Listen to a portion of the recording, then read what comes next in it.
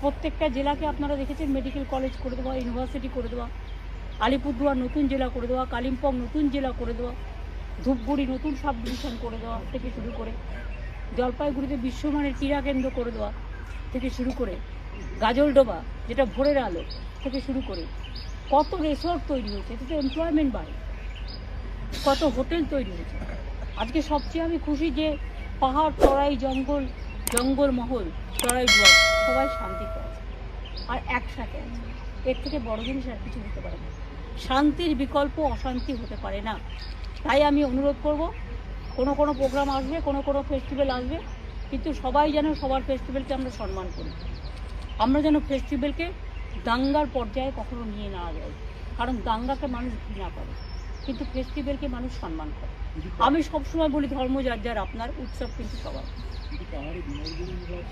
Please আমি এসব নিয়ে কোনো কথা বলছি না, কারণ এগুলো আমার এখতিয়ার নয়। হ্যাঁ, না কোনো সমস্যা নেই, কোনো সমস্যা নেই। আমরা মোটামুটি প্রশাসনের মতো কাজ করছে, মানে একটু তো টাইম লাগবে তাদের সবটা সেটেল করতে, কিন্তু যতক্ষণ তারা রিলিফ ক্যাম্পে থাকবে সব সুবিধাই পাবে। রিলিফ ক্যাম্পে যারা নেই তারাও পাবে, যাদের পাওয়া উচিত। আর ঘর বাড়ি, মাথার আশ্রয়, এটা প্রশাসন দেখছে, সময় মতো ওরা করবে।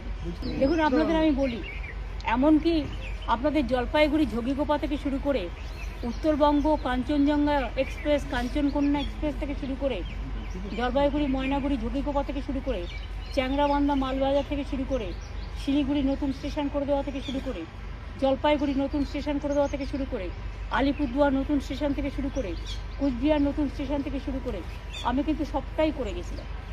এখন যেগুলো হচ্ছে উপরে প্রলেপ লাগানো হচ্ছে আর গেরুয়া রং লাগানো হচ্ছে। এখন রেল ডিপার্টমেন্ট টোটাল তুলে দেওয়া হয়েছে।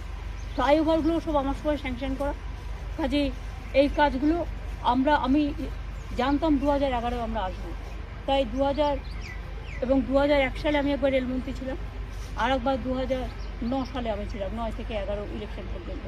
আমি যতটা পেরেছি ঢেলে করেছি এবং আরও করব। আগামী দিন যদি ইন্ডিয়া মানে এই গভর্নমেন্ট যদি চলে যায়, সুযোগ নিশ্চয়ই আমাদের আসবে। তার হাজব্যান্ড অফিসার থাকতে পারবেন, এটা কোনো খাতায় লেখা আছে?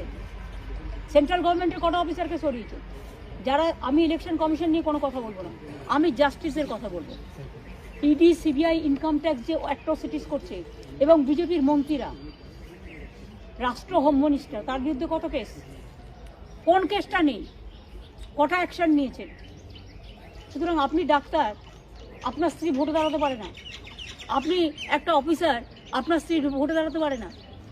আপনার বউ প্রফেসর, তার স্বামী ভোটে দাঁড়াতে পারে না। এ আবার কি কথা? আর ও আইপিএসের চাকরি পেয়েছে তো ওর বিয়ে করার অনেক আগে। এ আবার কি কথা? বিজেপি যা বলবে তাই শুনতে হবে? বিজেপির দালালির চোটে না, মানে রিয়েলি একটা ঝুমলা গভর্নমেন্ট। বলবো না ভেবেও তোমরা জিজ্ঞেস করছো বলে আমি বলতে বাধ্য হচ্ছি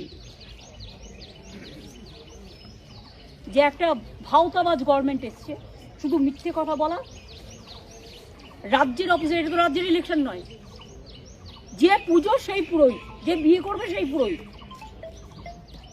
তোমাদের সেন্ট্রাল ইলেকশন, ইম্পার্সিয়ালিটি আছে? সেন্ট্রাল গভর্নমেন্ট তো কালকেও রিজার্ভ ব্যাংকের সাথে মিটিং করেছে, কি করে করলো? আমরা করলেই দোষ। আর ওদের বেলায় নন্দ ঘোষ আর ভাতপা ওয়াশিং মেশিন। কটা সিবিআইকে চেঞ্জ করেছে, কটা ইডিকে চেঞ্জ করেছে, কটা ইনকাম ট্যাক্সকে চেঞ্জ করেছে, কটা সিআইএসএফকে চেঞ্জ করেছে, কটা বিএসএফকে চেঞ্জ করেছে। আমি নাম করে করে দেখিয়ে দেবো তাদের স্ত্রীরা কী করে। অনেকেই আছে, কেউ স্টেটে কাজ করে, তার বড় সেন্ট্রালে কাজ করে, এটা হতেই পারে, কিন্তু তার মানে এ নয় যে বিজেপি যেটা বলবে সেটাই করতে হবে। That is not impartial election. Impartial election calls democracy must get justice and justice for all. মনে রাখবেন, দুর্যোগে দুর্ভোগে কেউ কখনো বৈষম্য করে না, এটা মানবিকতার কাজ নয়। আমাদের প্রশাসন মানবিক প্রশাসন, একটি লোকও যাতে বঞ্চিত না হয় সেটা দেখার দায়িত্ব।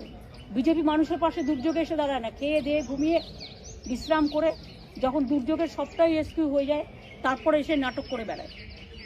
প্রধানমন্ত্রী কী করে বললেন বিজেপি কার্যকর্তারা দেখবেন, মানে কি টাকা দিয়ে আসবে? তাদের অধিকার আছে কথা বলবার। কই আমি তো বলিনি তৃণমূল কংগ্রেস কর্মীরা টাকা দিয়ে আসবে। সুতরাং আমি অলরেডি প্রশাসনকে বলবো, এক্ষুনি এমসিসি আছে বলে কি করতে হবে সেটা আমি বলছি না ওপেনলি, বলা ঠিকও হবে না, কিন্তু যেহেতু এমসিসি চলাকালীন আমার নলেজে এসছে, আমি উপযুক্ত জায়গায় কথাটা পৌঁছে দেবো যাতে এদের বিকল্প ব্যবস্থা কিছু করা যেতে পারে। এখন একটা মানুষের যদি বলেও তোমার জমিতে পেস্টিসাইড পাওয়া যাচ্ছে, তাকে তো 2-3 মাস টাইম দেবে হাতে। সে যদি অন্য কোনো কিছু করতে চায় তাকে তো পুরো বেকার করে দেবে না।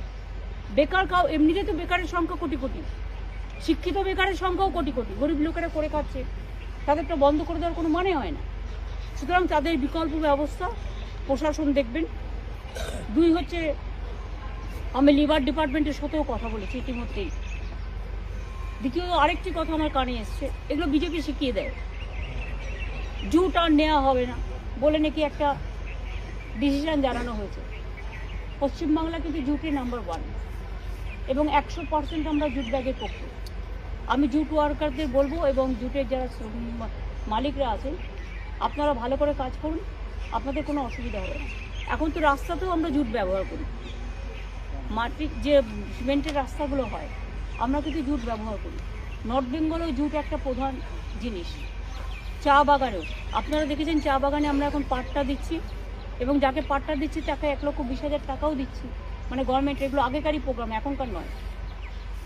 অনেক লোক পাট্টা পেয়েছেন, বাদ বাকি সার্ভে চলছে, সময় মতো ফেস পেয়ে যাবেন। কারণ আমি চাই এত সুন্দর জায়গা নর্থ বেঙ্গল, বিশেষ করে সাউথ বেঙ্গলের যে বিশিষ্টতা আছে তারা অনেকটাই বৈশিষ্ট্যতা অনুযায়ী কাজ করে এবং নর্থ বেঙ্গলটা আগে কেউ আসতো না, দেখতো না, কিন্তু নর্থ বেঙ্গলের বিউটিটাও আমাদের দেখার ডিউটি।